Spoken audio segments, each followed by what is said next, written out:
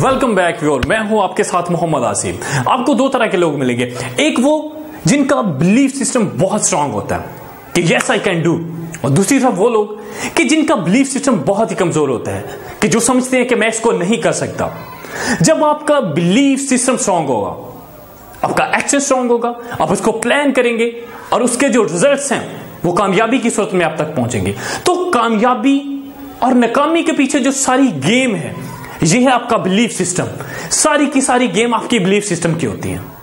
आप अपनी लाइफ के तजुर्बात से, हादसों से, सोशल प्रूफ से, रेफरेंस से, टेस्टिमोनियल से इंटरप्रिटेशन निकालते हैं। इन सारी चीजों के लिए खुद से नतीजा अख्ज़ करते हैं।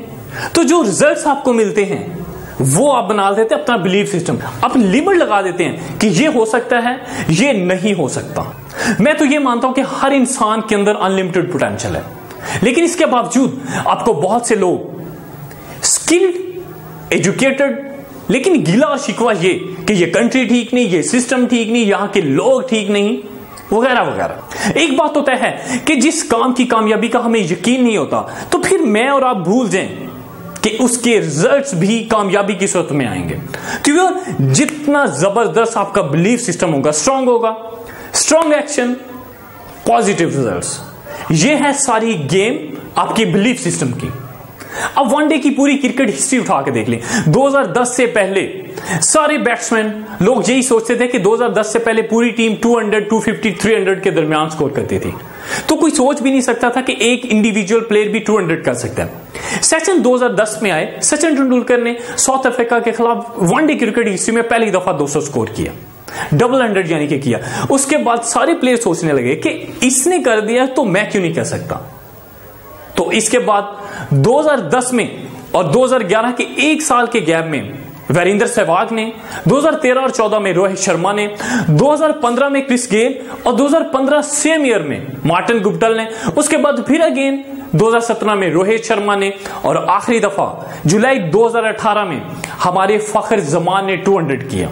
तो ये था, एक प्लेयर ने किया, दूसरे के पास रेफरेंस पॉइंट आया कि ये कर सकते हैं, मैं भी कर सकता हूं। क्या इनसे पहले कोई बड़े प्लेयर नहीं थे? जी हां, बिल्कुल थे।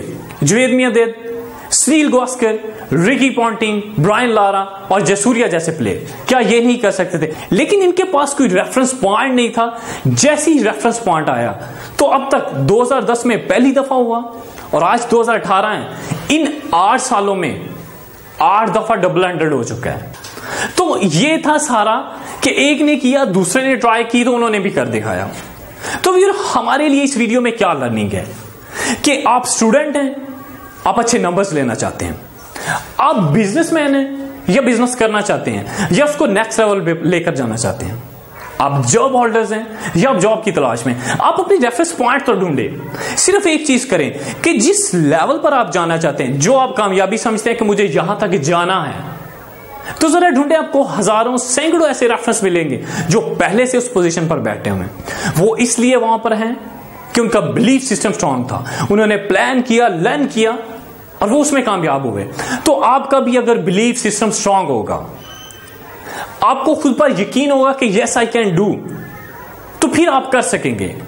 मैं आपको दावे से कह सकता हूं कि अगर आपके अंदर कामयाबी का यकीन है तो आप यकीनन कर सकते हैं। क्योंकि कहते हैं ना कि दुनिया में सबसे बड़ी अगर चीज है तो वो है आपका खुद पर यकीन कि आप उस काम को करने में कितने कॉन्फिडेंट हैं। अपना कीमती वक्त देने का, इस वीडियो को सुनने का, देखने का और शेयर करने का बहुत शुक्रिया। Thank you so much.